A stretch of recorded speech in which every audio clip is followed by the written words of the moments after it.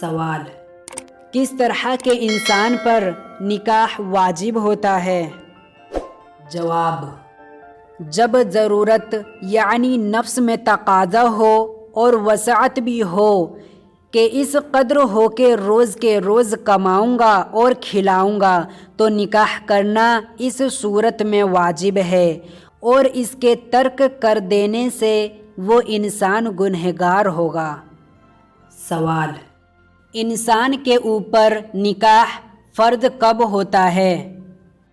جواب: اگر وسعت کے ساتھ بہت زیادہ تقاضا ہے کہ بغیر نکاح کیے ہوئے حرام فعل میں یعنی حرام جگہ یا حرام چیزوں میں مبتلا ہو جانے کا اندیشہ ہے تو نکاح کرنا فرض ہوگا، اور حرام فعل میں حرام نظر اور جلد بازی، مشت زنی یعنی اپنے ہاتھ کے ذریعہ مادہ کو خارج کر کے خواہش کو پوری کرنا یہ بھی شامل ہے۔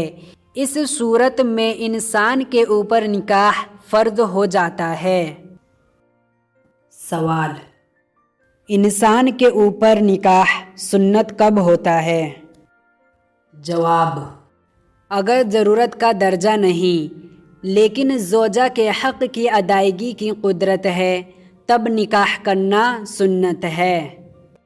سوال: کس صورت میں انسان کو نکاح کرنے کی اجازت نہیں؟ جواب: اگر اندیشہ ہے کہ بیوی کے حق ادا نہ کر سکے گا، خواہ حق نفس ہو خواہ حق مال، تو ایسے شخص کے لیے نکاح کرنا یقیناً ممنوع یعنی منع ہے۔ سوال: جس کو نکاح کرنے کی حیثیت نہ ہو وہ کیا کرے؟ جواب: ایک شخص میرے پاس آیا، اس پر خواہش نفسانی کا غلبہ تھا، مگر غریب نادار تھا، اتنی قدرت نہ تھی کہ وہ نکاح کر سکے۔ اس نے آ کر مجھ سے اپنی حالت بیان کی اور علاج کا طالب ہوا۔ ابھی میں اس کو جواب بھی نہ دینے پایا تھا کہ میرے بولنے سے پہلے اس کی گفتگو سنتے ہی ایک صاحب جو میرے پاس کھڑے تھے بولے کہ روزے رکھا کرو، کیونکہ حدیث میں آیا ہے کہ جو شخص نکاح کرنے کی استطاعت یعنی حیثیت نہ رکھتا ہو اس کو روزہ رکھنا چاہیے۔ اس شخص نے جواب دیا کہ میں نے روزے بھی رکھے تھے مگر اس سے بھی میری خواہش کم نہیں ہوئی۔ اس کا یہ جواب سن کر ان صاحب کے پاس کوئی جواب نہ تھا۔ میں نے ان صاحب کو سنا کر اس شخص سے دریافت کیا کہ تم نے کتنے روزے رکھے تھے؟ اس نے کہا 2 روزے رکھے تھے۔ میں نے کہا یہی وجہ ہے کہ تم کو کامیابی نہیں ہوئی، کیونکہ تم کو کثرت سے روزے رکھنے چاہیے تھے، اور یہ شرط خود اس حدیث پاک سے ثابت ہے کہ حضور صلی اللہ علیہ وسلم کا ارشاد ہے کہ صوم روزہ رکھنا فرض نہیں، محض علاج ہے، بس لزوم عملی مراد ہوگا، اور لزوم عملی ہوتا ہے تکرار و کثرت سے۔ چنانچہ جب کوئی شخص کسی کام کو بار بار اور کثرت سے کرتا ہو تو سمجھا جاتا ہے کہ یہ کام اس نے اپنے اوپر عملی طور پر لازم کر لیا ہے۔ بس مراد حضور صلی اللہ علیہ وسلم کی یہ ہے کہ کثرت سے روزے رکھو، کثرت سے روزے رکھو۔ سوال: لڑکے اور لڑکی کی شادی کرنا باپ کے ذمہ واجب ہے یا نہیں، اور تاخیر کرنے سے کتنا گناہ ہوگا؟ قرآن اور حدیث کی روشنی میں جواب دیں۔ جواب: شادی کا تاکیدی حکم قرآن میں بھی ہے اور حدیث میں بھی عام طور سے ہے، جو کہ لڑکا اور لڑکی کو شامل ہے، اور لڑکیوں کے لیے خصوصیت سے بھی۔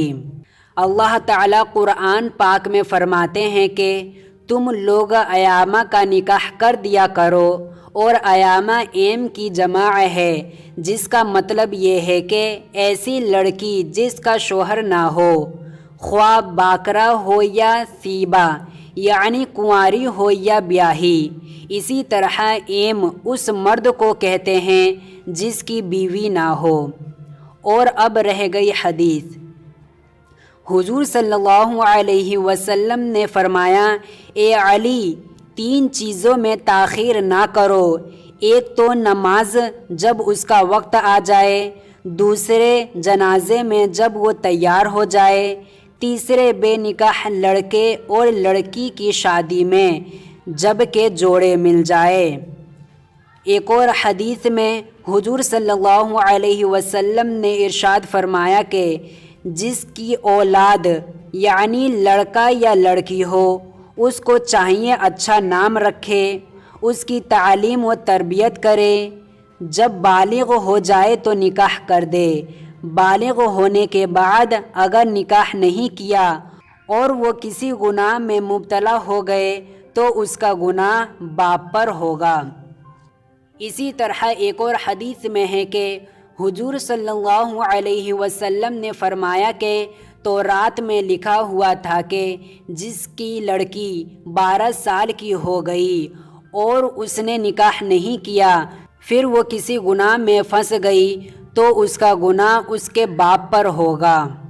ان روایت سے نکاح کا ضروری ہونا معلوم ہوتا ہے اور ضروری کا ترک کرنا عذاب کا باعث ہوتا ہے۔